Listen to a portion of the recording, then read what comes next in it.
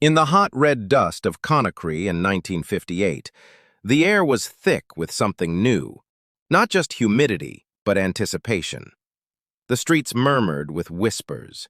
In cafes, under mango trees, behind market stalls, the question burned through every conversation. Will he do it? Will Sékou say no? Ahmed Sékou Touré had always been a rebel, but no one was sure if he was that bold. To defy the French, openly, irrevocably, was another thing entirely. But as the day of the vote approached, the young leader's resolve only hardened. That moment, the referendum of 1958, did not come from nowhere. It had been building for decades. To understand the fire in Sékou Touré's voice, one had to go back to the beginning. He was born in 1922 in a small village in the interior of Guinea, a child of modest beginnings, but a grandson of legend. His grandfather was Samori Touré, the great warrior king who had resisted French colonial conquest in the late 19th century. Samori's campaigns were fierce and unforgettable, and even in exile, his name carried weight. It was whispered like a charm of resistance. That legacy of defiance flowed in young Sékou's blood. As a boy, he received a French colonial education, but he quickly realized that the system was built to shape servants, not leaders.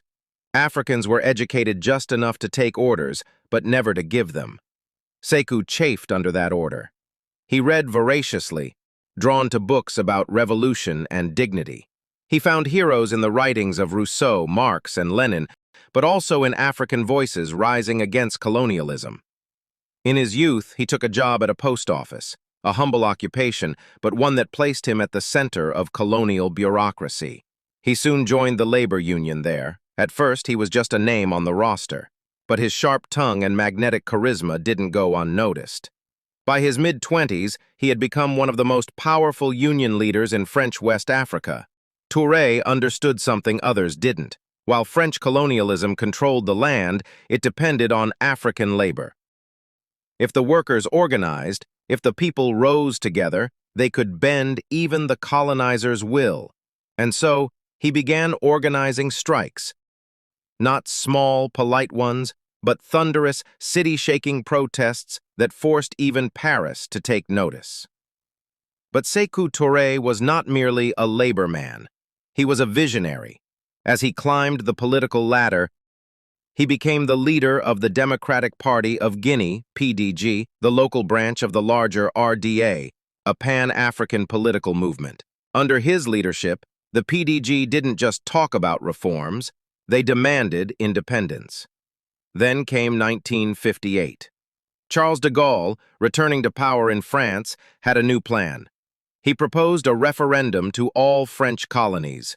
Join the new French community, and you'll gain more autonomy, but not full independence. The words echoed through Guinea like a drumbeat. The French warned him. Diplomats arrived in Conakry with smiles and threats. They reminded Touré what Guinea stood to lose: schools, roads, medicine, trade, money, protection. But his answer was unwavering. And so, when the vote came on September 28, 1958, Guinea voted no. The next day, France began its retreat, but it wasn't quiet. It was vengeful. French officials shredded documents, burned blueprints, stripped government offices of equipment, and poured concrete into sewage pipes. Hospitals were emptied of medicine.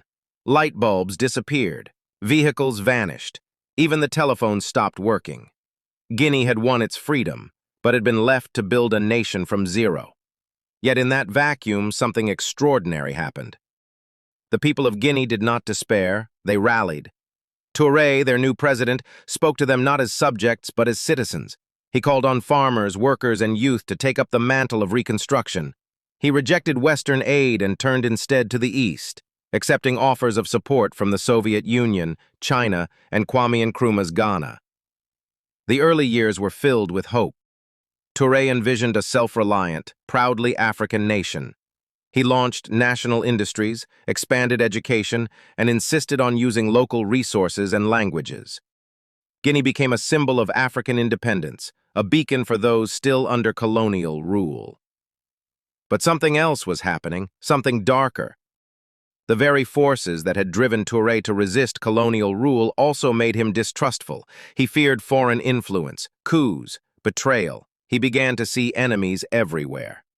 As the years went on, his speeches grew more fiery, his circle of advisors smaller, and his repression harsher. The revolution hardened into control. By the mid-1960s, the dream of a free Guinea had become a surveillance state. Dissent was crushed.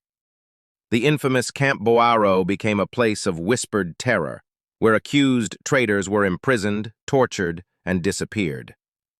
Thousands died, many without trial. Even members of his own party, his own cabinet, those who had once marched at his side, were not safe. Touré began launching purges, accusing old comrades of conspiring with foreign powers. Entire communities were silenced. Loyalty became a currency more valuable than truth. Still, Touré's image remained powerful across Africa. He hosted exiled revolutionaries, gave speeches against imperialism, and positioned himself as a spiritual father to the African liberation movement. In 1977, something extraordinary happened. A protest led by women, mothers, wives, and sisters of the detained, erupted in the heart of Conakry. They demanded food, justice, and the release of prisoners.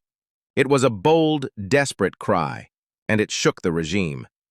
But even that act of courage was swallowed by the machine of repression. Touré ruled until his death in 1984. When he died in a Cleveland hospital during heart surgery, the news stunned Guinea. For days, the country stood still. But in the shadows, the machinery of fear slowly began to unwind. What emerged after his death was a broken country. The economy was in ruins, the prisons were full, the trauma ran deep. And yet, despite it all, there remained a strange reverence. For some, Sékou Touré was a tyrant, an African Stalin who betrayed the dream of liberation. For others, he was the first to rise, to resist, to declare with full voice that Africa would govern itself, even if it had to crawl through fire to do it. He was, perhaps, both, a liberator and a jailer, a visionary and a paranoiac, a man who spoke for freedom and then feared it. But what no one can deny is this. When Sékou Touré stood before the world in 1958 and chose freedom, the earth shook, an empire blinked, and Africa, watching closely, learned that the colonizer could, in fact, be told no. And once one voice had done it, many more would follow.